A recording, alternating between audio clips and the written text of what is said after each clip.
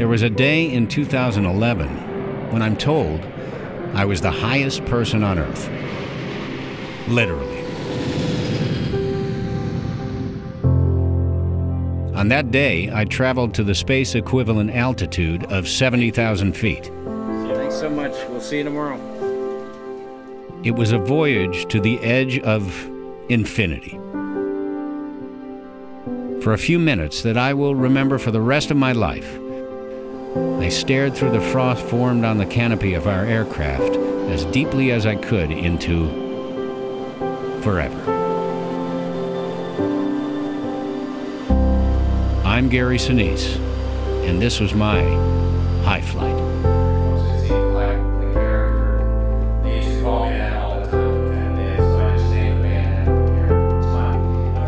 Thank you so much. There will be a time on Wednesday when you're the highest person on Earth. Congratulations on that. Yeah.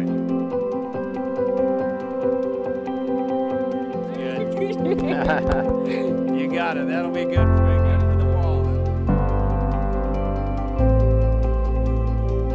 How are you? I'm Gary. Thank you.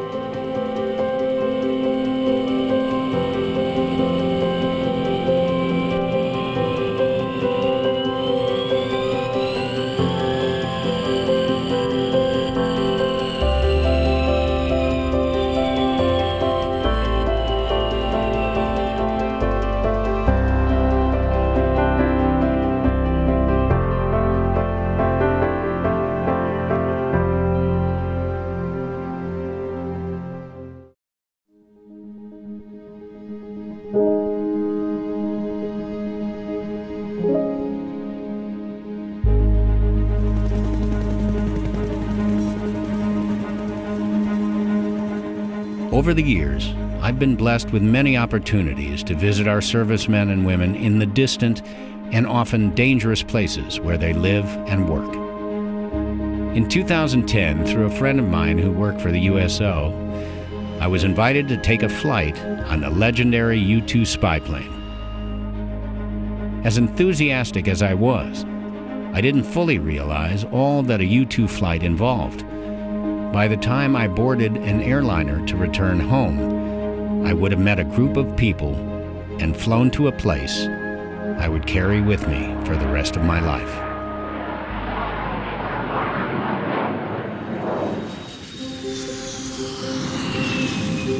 Beale is an 86,000-acre base that was opened in October of 1942 as an Army training site for armored and infantry divisions. It also served as a prisoner of war encampment during World War II. It transferred to the Air Force in 1948. The 9th Reconnaissance Wing is a highly specialized group of more than 3,000 personnel in 4 groups: the 9th Mission Support Group, the 9th Medical Group, the 9th Maintenance Group, and the 9th Operations Group.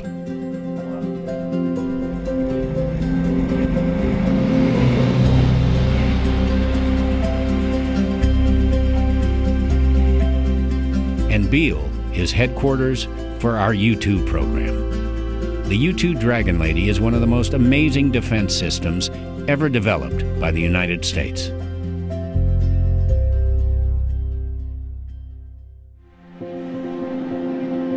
She is a baby boomer.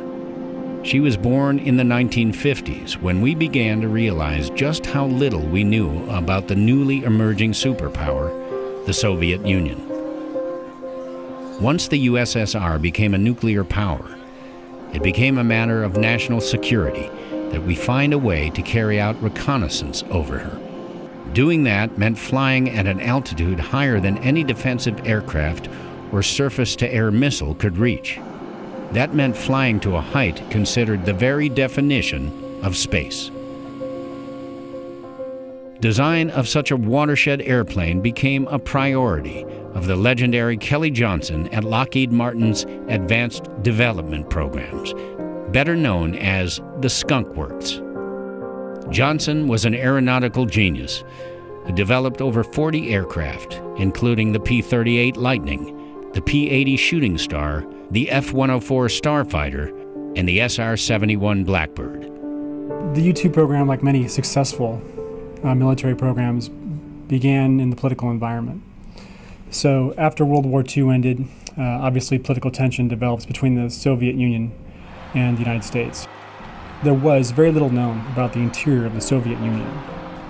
So in 1953 to 54, the United States secretly ballots a program to produce an airplane that can fly above the suspected ranges of surface-to-air missiles at that time.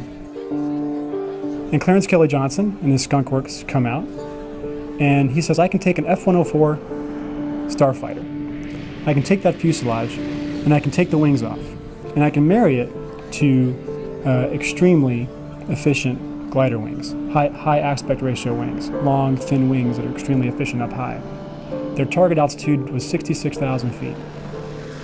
So the first U-2 flies in 1955, and in 1956 we employed it operationally for the first time for the overflight mission of the interior of the Soviet Union.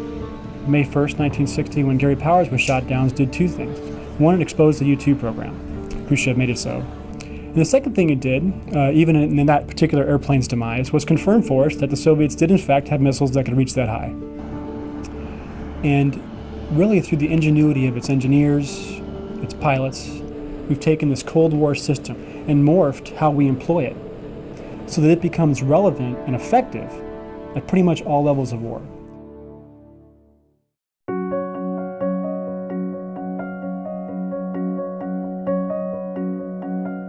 In the over 50 years of the U-2 Dragon Lady's existence, barely 1,000 pilots have ever flown her. So this wall is all of our solo wall. Every pilot that has soloed the jet, been alone and unafraid in the U-2, has his name and his solo number up on a plaque. On another wall in Beale's Officers Club are the portraits of those who have lost their lives while serving in the U-2 program. This is truly sanctified ground. I was starting to understand what a rare opportunity I was being given. The chance to join the High Flyers Club, to go to the top of the Dragon Lady's ride, 70,000 feet. That's twice as high as any commercial airliner flies. It's 40,000 feet higher than Mount Everest, the world's tallest mountain. If it all goes well, for a few incomparable minutes, I will be the highest human on the planet. There you go, bud. Thank you for serving. Thank you. Squeeze in. After all these years of traveling in support of our troops, it is likely that I've been on more military bases than many of those who actually serve in the armed forces. I'm impressed with every visit. Our bases are special places, islands of efficiency, productivity, orderliness, and civility. They are places that stick with you, that inspire you to do a little better and be a little better when you return to your own neighborhood. It was a great welcome to Beale.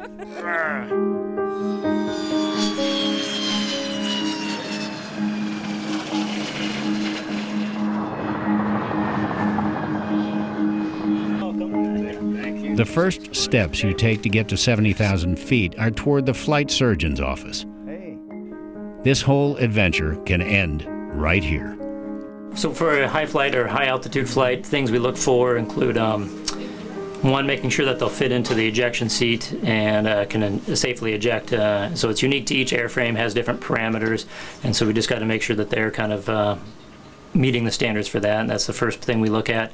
Second one relates a lot to decompression sickness, the idea of kind of going from a high pressure situation up to a low pressure area. When that happens, we have gases in our body that will kind of off gas into our bloodstream, much like opening a bottle of Coca-Cola or product like that, where you can then get a bunch of bubbles that pop out.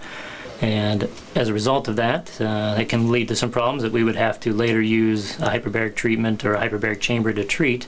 And things we also want to look at is because gas expands, if there's your sinus issues going on, or they can't clear those areas, or if they have dental pain, dental pressures, again, that gas in those areas can expand and create a lot of problems. So we wouldn't want them to fly if we had those issues in the mix. It's all good? Yep.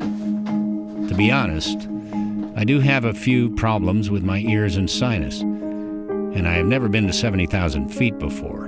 I'm anxious to go, but I'm also a little apprehensive. Mr. Sinise, this is your 1042. It's your clearance to fly. Go up to altitude and get on the plane. Great, I'm good to go. You're good to go, sir. Have a nice flight. Great, thank you. 70,000 feet is a hostile environment for human beings. At that altitude, a catastrophic loss of pressure will cause your bodily fluids to begin to boil within seconds. So, there are some things you have to know and do before the Air Force takes you to the edge of space.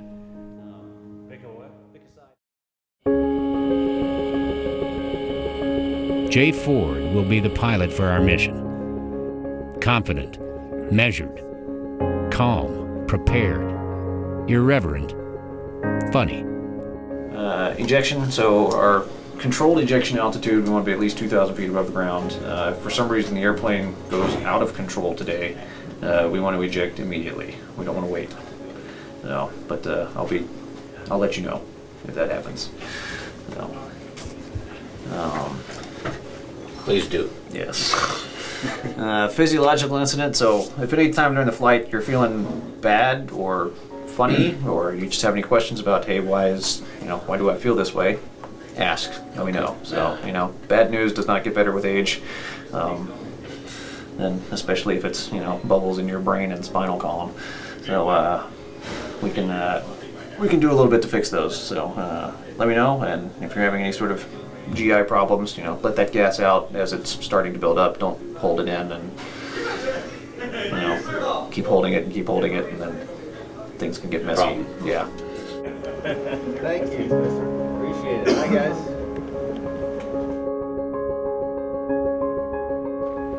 Jump on in. You want me in this one? All right. I mean, everybody that comes out here is already, they're already a good pilot. So it's just a matter of... You like being training. alone.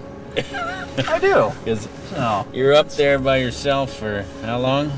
Could be 12 10 plus hours? hours, yeah. 12 plus hours just flying. So you get used to it to a certain extent, but yeah, it is hard on the body. So, but the altitude that you're at, that will be inside in the airplane is about 28 to 29,000 feet. So if you think about it, you're sitting on top of Mount Everest for, Right. you land and you feel like you got run over by a truck sometimes. So, and then Is that one gonna? Yep, he's going That out. one leaving? Yes, sir.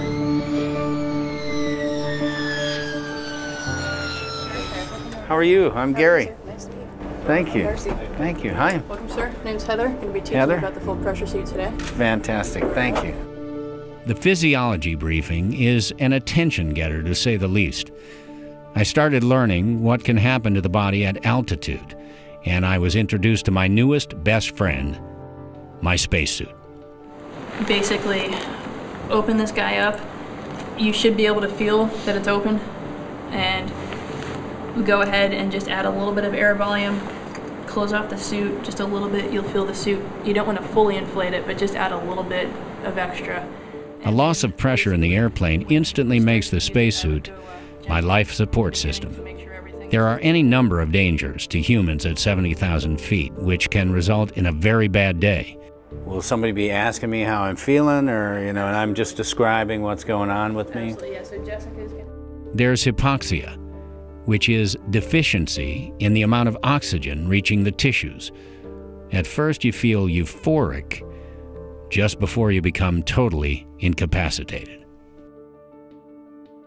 Decompression sickness. This is what scuba divers call the bends. It too can be fatal. Altitude sickness. Illness caused by swift ascent to a high altitude, resulting in a shortage of oxygen, characterized by hyperventilation, nausea, and exhaustion. Heather Fox, the U-2 pilot who led the briefing, knows her subject and the symptoms all too well. In about February 2009, was flying a op sortie over Afghanistan and started to feel bad with a decompression sickness. Basically started having symptoms of nausea, vertigo, a little trouble staying conscious, felt like I was going to pass out. So at that point, realized it was decompression sickness and started the turn towards my home base. Although ejecting at the location I was at probably would not have worked out very well. So at that point, the choice was to bring the aircraft back. It was about a 4-hour flight home, which was probably the worst 4 hours of my life, I must say, and just started the flight towards home. I will say that we've got folks up here doing this every day, and most of the time it goes well. So this isn't something that happens to a lot of folks, but it happened to me that day. But it's something we all know that's out there, and gladly do it to support the troops that we're supporting on the ground. It's something that we want to do.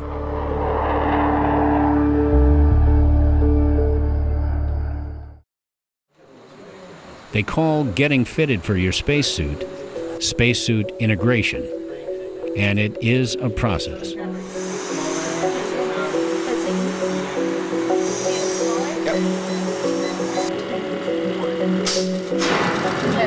So we're gonna get your helmet locked onto the suit. Bear with us. Okay.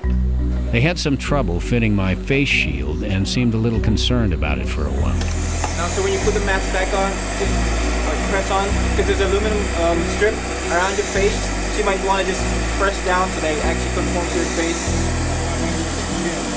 Sorry? It should go like this. And breathe. 1.1, 800. All right, that was successful. We're moving on. Yay! The Barca lounges they use are really comfortable, but after you lie there for a few minutes, you have a little time to reflect. I remember one of the crew asking what I was thinking. To be honest, I was thinking, I'm glad my wife doesn't know all that's involved in this. You start getting ready to fly by pre-breathing pure oxygen. You do 10 or 12 minutes on the elliptical machine to really start sucking it in.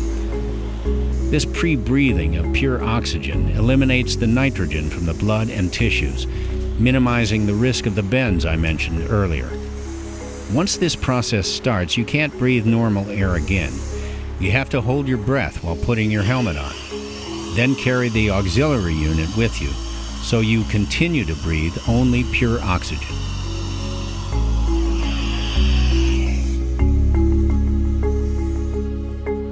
I was starting to get a bit tired, but my day was only beginning.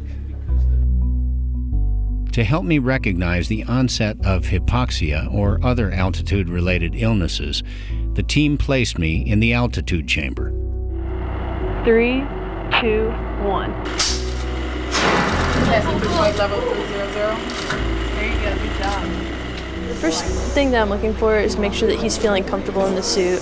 He's comfortable moving around in it while it's fully inflated at altitude.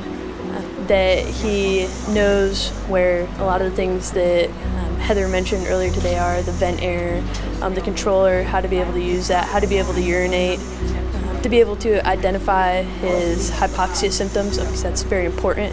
There's not going to be anybody sitting back there with him, so he definitely is going to need to be able to identify those on his own. Remember, you're talking to an actor. Remember what I said about ear troubles? I really felt them in the chamber. Watch what happens to the beaker of water when the altitude simulated in the chamber reaches 60,000 feet. At that height, the air pressure is so low, your normal body temperature of 98.6 degrees will boil your own body's fluids. Things that make you think. Still not done. Now I have to learn the art of egress, getting out of the U-2 if something should go wrong on the ground or in the air. Of course, if you do find yourself hanging from a parachute at 70,000 feet, you also need to know how to control it. Ouch. This night, the leadership at Beale hosted a dinner for us. It is such an honor to be able to talk with these folks. They are the best in the world at what they do. I hope they understand the degree to which they all inspire and sustain the rest of us. All I can say is, God bless our troops. I retire a tired man. I feel like I've been drinking from an informational fire hose all day. It all kind of runs together. I don't know how much I actually remember. If something did happen, would I really be able to save myself? Well, there's no turning back. Tomorrow, I will visit a place I have never seen before and will likely never see again.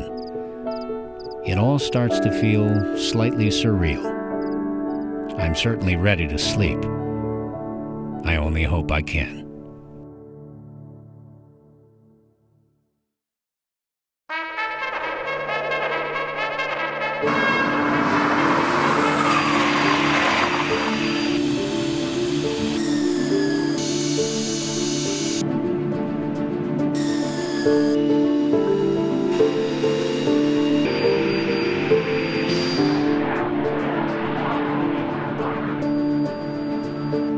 In many ways, it's just another day at the office for my pilot, Jay Ford. Over a light breakfast, we went over the flight plan again. Essentially, we'll just be making a big loop over Northern California. The apprehension I took to bed last night has left me. Let's do this. Jay takes a final look at the anticipated weather. Great news. We're going to encounter severe clear. With a little luck, I might be able to see forever. Hey, thank you very much. Thanks for serving the USA. You folks are awesome. It's great to be here. Thank you for your support. You bet. Have a safe flight, sir. Thank you. Bye-bye. Is it possible to feel like a veteran without actually having flown in the airplane yet? Folks, we got a timetable to meet. We got someone to get into a suit, 2 people actually. Well, last night I was able to tell Mr. Sinise that our motto that we always cheer in big groups is very fitting for him today. But for his high flight today, we want to hook him up. Get high! There you go. Have a great flight. Thank you very much. Yesterday, I had trouble with my gloves, my faceplate. I fumbled the fitting of those personal collection devices everyone always is so curious about when one is wearing a spacesuit. I worried about holding my breath long enough to put my helmet on and get the pure oxygen flowing through it. But today, well, I feel like I've been here before.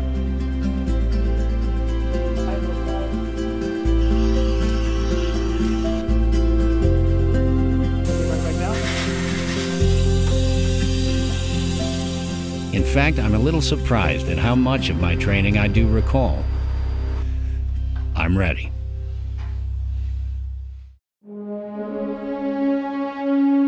This is so cool. I admit it. I've always been a space groupie. When I was preparing to play astronaut Ken Mattingly in Ron Howard's Apollo 13, I got to meet Jim Lovell and a number of the astronauts. I met Gene Kranz, the flight director, who did so much to get that badly damaged craft and her crew home. I sat in the NASA mission control room where it all took place and let my imagination have its way. There was a space shuttle launch about the time we were starting to film. I just had to see it. I flew down to the Cape and just went out by myself to stand with the others who had gathered to watch.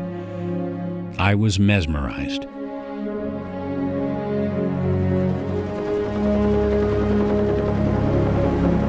I watched the ignition, this great and terrible belch of smoke and fire coming from the huge nozzles at the bottom of the shuttle and its tanks. There was a slight delay while the sound and shock waves rolled across the water to the observation area. When they hit, I could literally feel them in my chest, clear to my heart. What an emotional experience.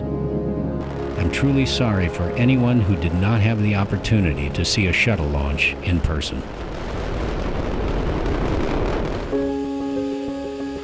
As an actor, I'm used to playing parts.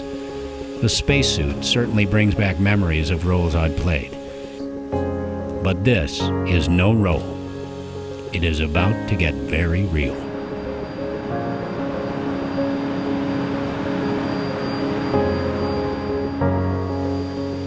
First, they integrate you into your spacesuit.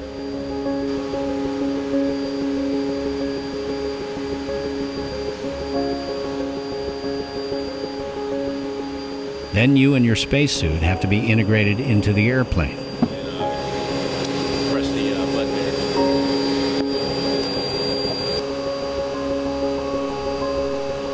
I had to test my ability to reach those levers and handles I would have to pull if it became necessary to get out of the U-2 for any reason. There comes a moment when you have to arm your ejection seat. If you have to make an emergency exit, there is an explosive charge that literally blows your entire seat out of the plane with you in it. I was keenly aware that I was sitting on a bomb.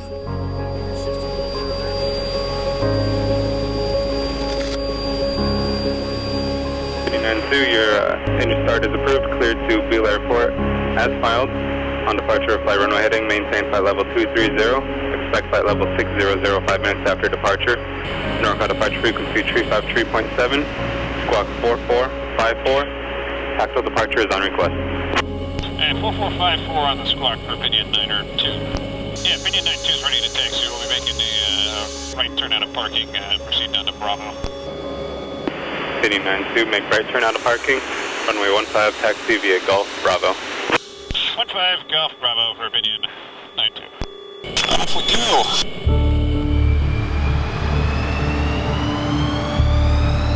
So begins a journey like none other I have ever taken. The traditional salute to the dedicated ground crew that keeps this extraordinary bird flying.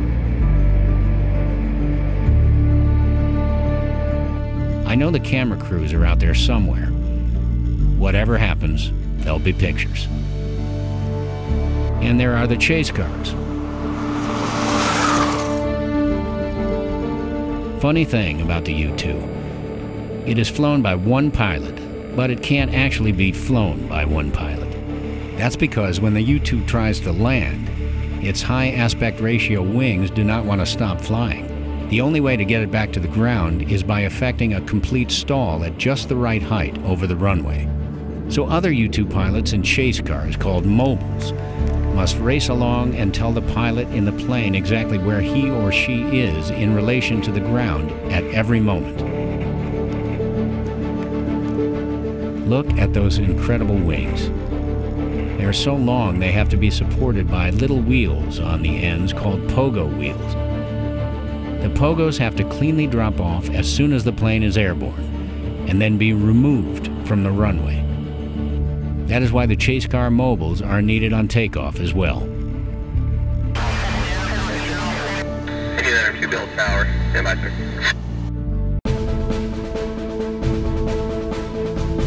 Indian 2 Bill Tower, hold short runway 15. Holding short 15, Indian 2.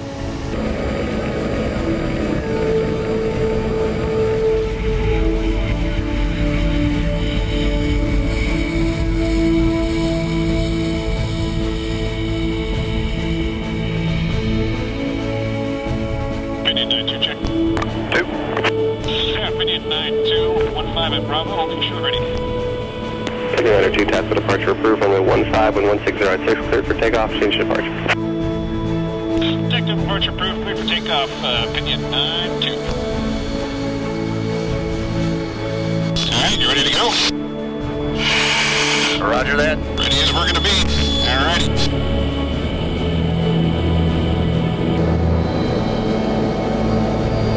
We are cleared to go.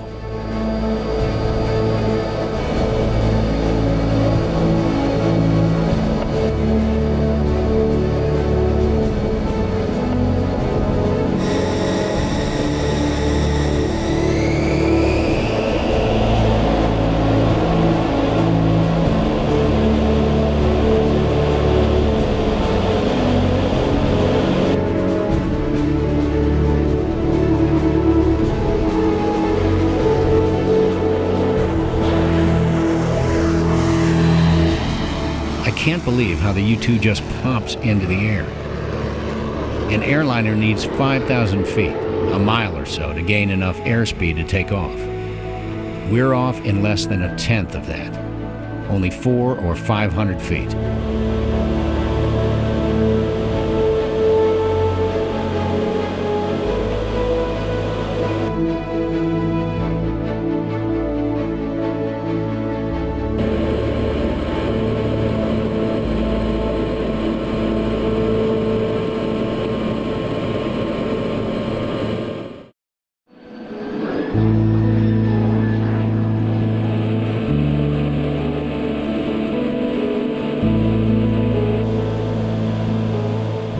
This U-2 is so smooth, I almost feel serene inside it.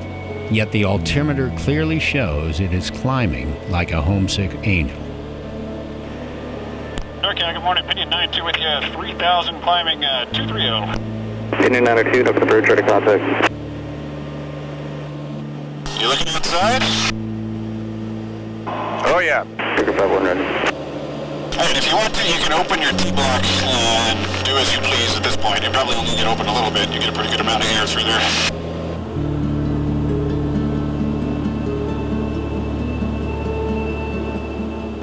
It sounds strange to say it, but so far the flight feels like a relaxing breather from all the intense training I've been doing for it.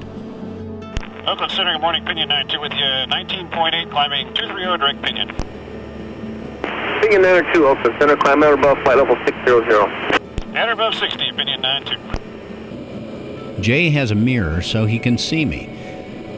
I didn't know until we got up there that that was the only way Jay and I could make eye contact. The altimeter continues to spin higher, higher. So we're at almost 29,000? Yep, just passing through 29, approaching 30. And we've been airborne for about 5 minutes. That's fast. Yeah. You went from the bottom of Mount Everest all the way to the top in 5 minutes, and I don't know, I think most people train for like 4 months to try and do that. Your perspective really changes quickly. Man-made objects look like toys, if you can see them at all. Mountains start to look like sand dunes or snow mounds. Like Jay said, we are higher than Everest's 29,000 feet in no time. My cockpit sits about a foot higher than Jay's. That's why in level flight, I will be the highest person on Earth when we top out. It's a pretty view up here. Yes, it is. It gets better, too. It's very special. So I can see how you get a little hooked on this. Yeah, it's pretty darn special. Alright, so here's 45,000 feet. So we'll just continue to set new personnel altitude records for you for the rest of the day. That did not take long. No.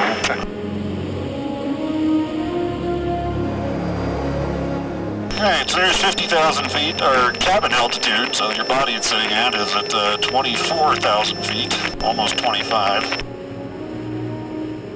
So we'll gain over another 20,000 feet, but cabin altitudes can only go up about another 5. Very comfortable right now. Yeah. Yeah, Pinion 92 passing 52,000 feet in the green.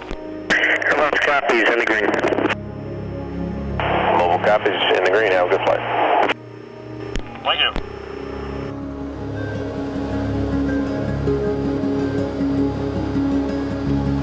Where are you from, Jay? I'm from Georgia originally.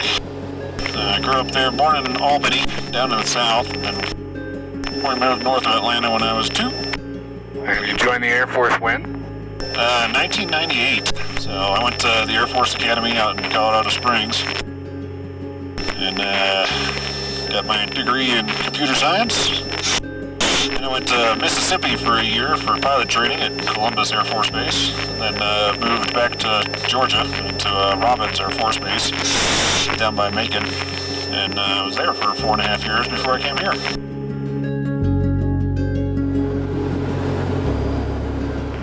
Okay, well, fairly. Yep, there's 60. So we are now well above the space equivalent zone, where if we didn't have the suit and we stepped outside, you'd boiled to death. Followed shortly thereafter by freezing to death, since it's almost minus 60 degrees centigrade outside. Well, let's stay inside. Yeah, I like that idea. The U-2 is not an easy airplane to fly. The thinner the atmosphere, the faster the plane has to go in order for the wings to provide adequate lift. To maintain the required airspeed at 70,000 feet, the U-2 has to fly at the top edge of its speed envelope. If it drops by even 5 or 10 knots, the wing can stall. If that happens, the plane can become uncontrollable. U-2 pilots call this narrow operating window the coffin corner.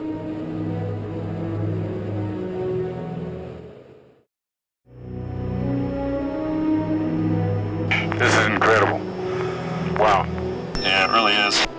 It never gets old. Best view in the world. Getting a little darker up there. Yes, it is. Yeah, if you look up towards the sun, the sky is pretty much totally black up there. And then as you look closer to the Earth, where most of the atmosphere is, since we're above most of it now, you get that nice thin blue line of all the stuff that keeps us alive. But do stay hydrated. Okay, I'll keep drinking. I'm making movies back here. Awesome. We are really up here. Wow. Oh, yeah.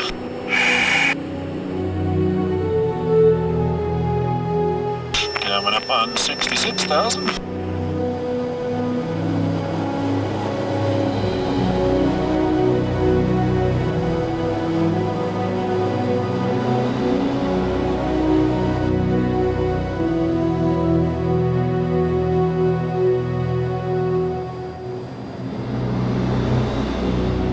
Well, can you see that the Earth is indeed round?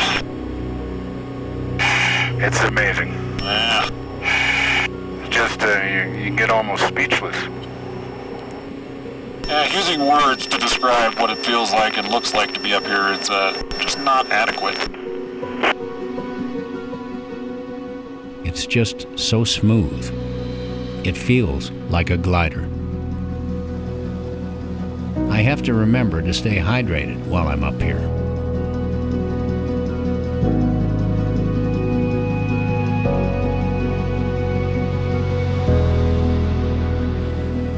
At 70,000 feet, we are twice as high as any airliner I have ever flown in. There is a vastness out there that I can feel to the depths of my being, but that I cannot describe in words. I fully understand why some astronauts have felt compelled to become writers and painters. At some point, even the prominent geographic features on Earth, like mountains and large lakes, become so small you almost feel like you are leaving them behind. When you travel to the outer edge of everything you have ever known, a sense of isolation starts to set in. I thought of the expression, Mother Earth, we use so glibly, and it suddenly seemed deeply profound.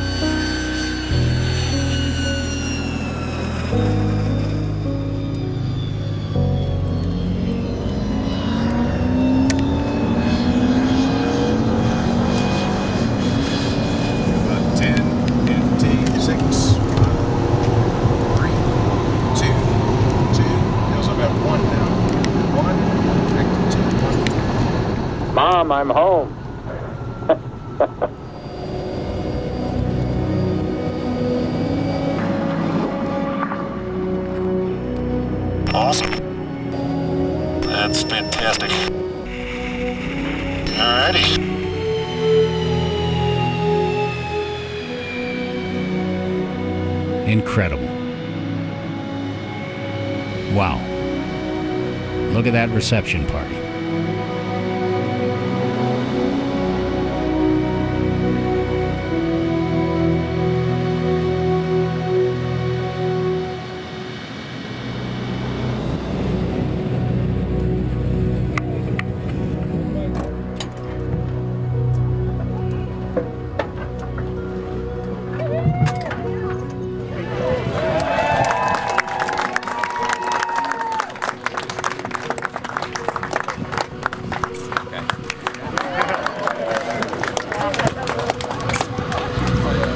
People are here.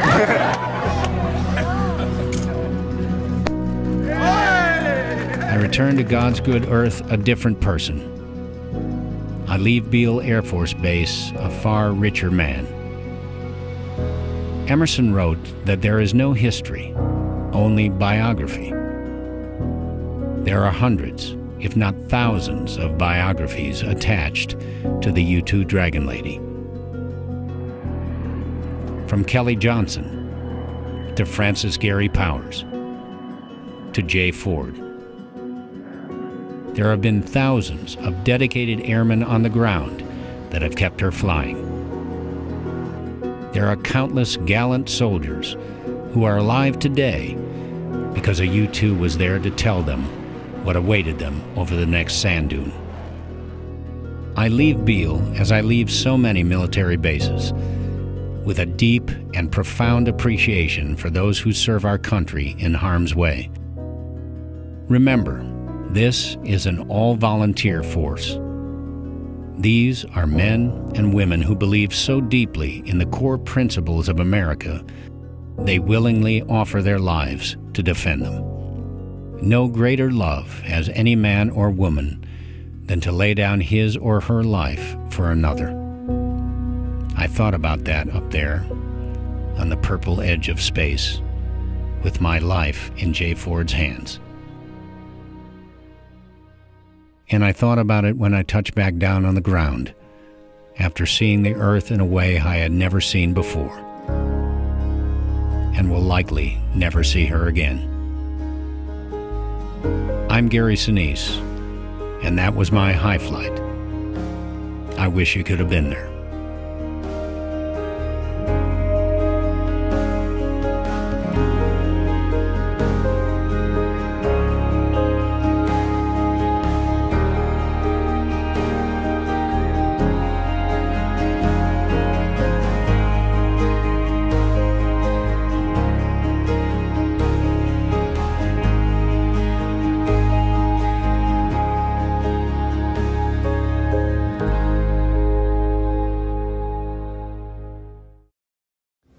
Hi, I'm Gary Sinise. I hope you enjoyed High Flight. And for information about the Gary Sinise Foundation's mission to serve and honor the needs of our defenders, veterans, first responders, their families, and those in need, please visit our website at www.GarySiniseFoundation.org.